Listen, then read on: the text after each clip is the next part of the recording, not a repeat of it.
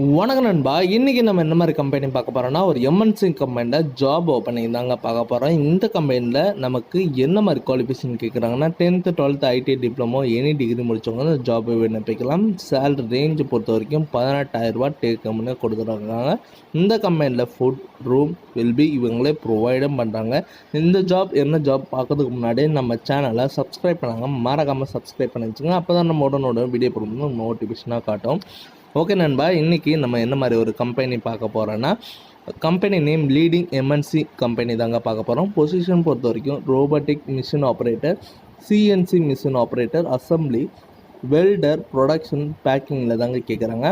Qualification பொறுத்த வரைக்கும் 8th 10th 12th ITI diploma degree முடித்தவங்க இந்த ஜாபை விண்ணப்பிக்கலாம். சேலரி ரேஞ்சு பொறுத்த வரைக்கும் உங்களோட குவாலிஃபிகேஷன் என்ன பொறுத்தோ அந்த வேலையை பார்த்து தான் அவங்க சேலரி இது பண்ணுறாங்க.